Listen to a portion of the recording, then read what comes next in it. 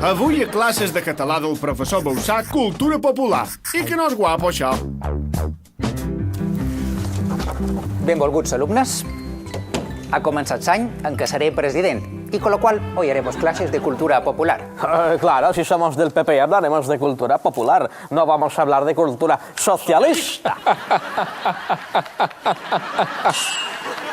Vamos a dejar hablar al profesor Bauzá, Sí, por favor. Tomad nota.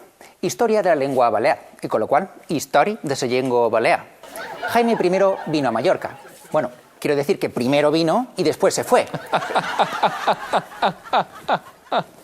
¿Pero no era un chiste esto? ¿Qué pasa? Después vino Jaime II. Pues sí, vino. ¡Viva el vino! Perdona, però és que en Jaume I va dur català. No trajo a nadie porque el catalán no quería pagar el billete de barco. Font. Cuando vino Jaime I, los mallorquines ya teníamos una lengua, porque si no, ¿cómo hubiéramos ingerido los alimentos? Claro, y después de Jaime I y Jaime II vino Jaime III. Muy bien, un positivo. ¿Y qué hizo Jaime III? Abrió Galerías Preciados de Jaime III. Un moment, Vos oblideu de la persona que més ha aportat a la cultura popular de Balears. No, ni Jaime III, ni la calle Olmos, ni Jaime Cantizano. No.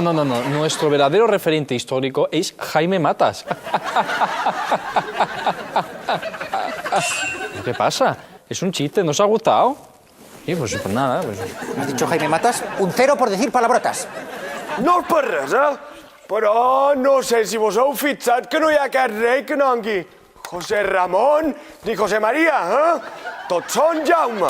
En Jaume I, en Jaime de Marichalar, en Jaume Anglada, i jo seré en Jaume Font I de la Pobla. ¿Tú quieres ser rey? Rey de la patata. Ah, pues ahora sí que nos vamos a reír de ti. Sí, rojazo. Ale, majestad. ¿Pero qué hace? Si esto es mío. ¡Ocupa! Au!